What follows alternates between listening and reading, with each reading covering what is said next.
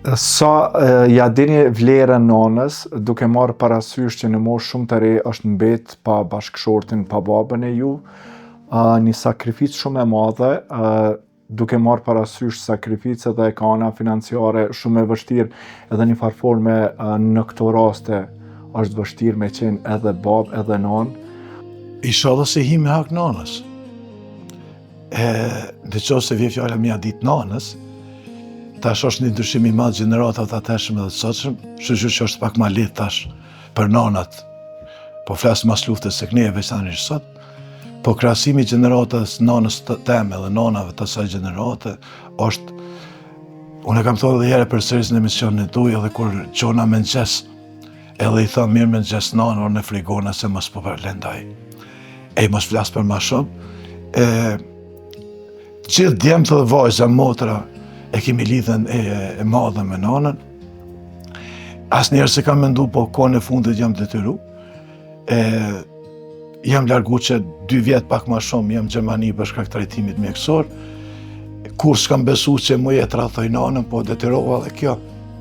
Shpresoj që nuk i hinak, po lidhja jonë me nanën është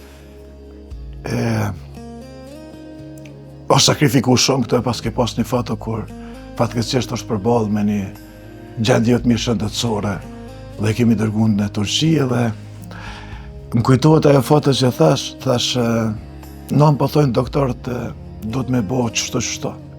Edhe nana si nana dhimbjen që ku duhet me marrë të hollat e duke këto. E pava isha dhe me një tezë temën, tezja dervishe që përshëndes. Edhe i thash nanës u frigova që pe hupi edhe nanën.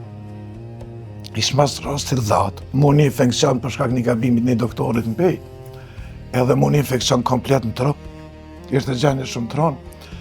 Nuk, dësha me gjetë një formë, qysh me bin nanën me u trajtu, edhe i thash, nanë për çka m'ke lind ti mu. Një më shkoj, i kisha fjallën për vladhen, qoftë se më shkon tjetër, e kam shumë problem. Këto ishin fjallë që nanën e binda dhe sot zoti deshti, nanën e ka mirë dhe unë kur vi këtu, do më thonë, 2 vende i kom qajta. Shpinë nanën dhe familjen, po edhe Glogjanin, varrezat dhe dëshmorëve që e kom vlaun. Edhe sa herë që vi këtu, emocionin dhe mallin, mundona me shfrytzu, sepse tash detyrimi që mu ka bo për shkak shëndetit që në Gjermani, këto 2 sene mungojnë shumë. Adnan, jetat ka sfidu me shumë gjëra, një jetë të mirat këqija. Cilat kanë qenë ato cilat kanë lanë gjurmë të te? Është një fjallë e popullit mesin e shumë fjallëve të mira, thot Zoti sprovon njerëz të mirë. Inshallah jam mesin e tëne dhe i kam hapur dorë. Inshallah jam mesin e tëne, mesin e njerëzve të mirë që sprovon Zoti i kam hapur dorë mi thonë për gjithçka. Unë besoj që, inshallah ma falë edhe Zoti, kam një mend ndryshe, unë thëmë jeta na sprovon e Zoti s'na lën vetë dhe na forcon. Sprovat e jetës, se cilë njerë në këtë dynja dhe çdo gjallësi në botë i ka të ndryshme.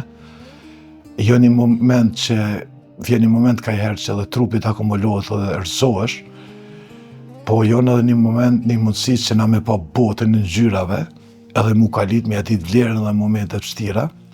Unë ju mundu jam rëzu disa herë, po falë Zotit, edhe falë ndërimit kombit, kur që më gjynëzu, jam ringrit prap, edhe besoj që sfidat e jetës më kanë bo nështë më të mirë, më kanë përmirësu për vetën ma shumë, po njëjtën kohë dhe ja di vlerën se ka herë dhe më fatkeqësi ka fatbarësi, kur ti je shumë aktiv, unë jam kohë shumë aktiv në jetë me shumë aktivitete, kur më kanë ndodhur këto sfida, më kanë bo me kompasiv dhe një moment që unë me pa botën në ngjyra pak ma shumë. Përkundër sfidave të mëdha që kom pas të 7 vjet, unë e falenderoj Zotin që i kom pas, edhe njëjtën kohë falë durimit dhe besimit të Zotit, gjithmonë kom arrit si ushtar, se ushtari i ditë që betohet, ai reziston dhe gjithmonë triumfon, edhe unë kom triumfu ndaj sfidave, edhe besoj që këto sfida më kanë bërë më të mirë se çfarë jam kon. Adnan, ka qenë lidhja jashtëzakonshme lidhja jote me vllain. Kjo ka qenë një sfidë që jeni mbet shumë herët pa babain edhe është dashur të jeni shtylla të shtëpisë të dalni në krah nënës. apo thjesht ka qenë një lidhje emocionale tamam? Kemi qenë një dallim për i morë 1 vjet e gjysmë mosh. E qësh punën e parë që e kem bo, domethënë, kem dalë në treg me punu, kem fillu bashkë. Mandej, tu i falenderu veçanisht një familje të mavraj, ndërtimtari që kur e ndrum punën prej pejkolicë ndërtimtari na u duk diçka e madhështore. Mandej edhe rrugtimi i jetës, shkollim, po edhe i luftës, edhe i humanizmit. Mandej edhe kontributin në sport e kudo tjetër, ka qenë një rrugtim që veç gjumi ka mujt, shumë rrallë kemi flet, po ai gjum ka mujt me na nda.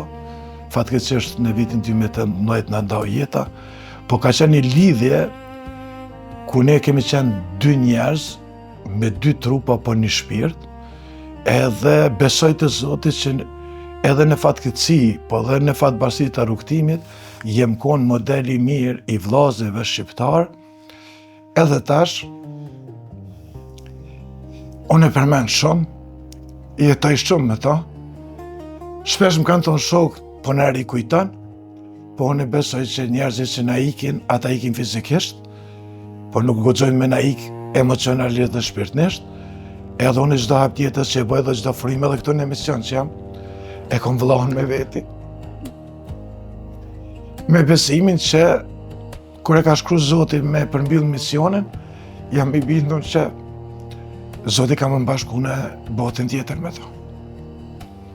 Kështu që inshallah, besoj, shpresoj, e kam pa të kombin shqiptar, edhe në një kohë që pak edhe ka hi një e kese me thonë në familjes shqiptare, jemi modeli mirë edhe pse ne jemi dha fizikisht, edhe kjo më jep më shumë besim që kur të shkojmë botën e përjetshme në bashko Zoti. Na flisni pak a shumë për lajmin kur mort që ti ki një infeksion në mëlçi dhe smundja juaj është dashur të trajtohet jashtë vendit. Vllau e ka përjetuar shumë rënd këtë lajm. Ne jemi mundu për shkak se kemi vujt shumë gjendjes ekonomike, kur arritëm me kriju biznes në Pejë që kemi pas të mundësum diku 100 persona, tu e falenderu Zotin, mundu me konë shërbim. Edhe në aspektin human, ka qenë një rast human në Pejë, një rast iron, e pa të ndërgu dikon për trajtim jashtë vendit, edhe mu ndodhi urzova në qytet Pejës edhe pas kontrollat mjekve më sugjerun me shku të një doktor më të mirë shqiptar, Shemseti Dreshaj.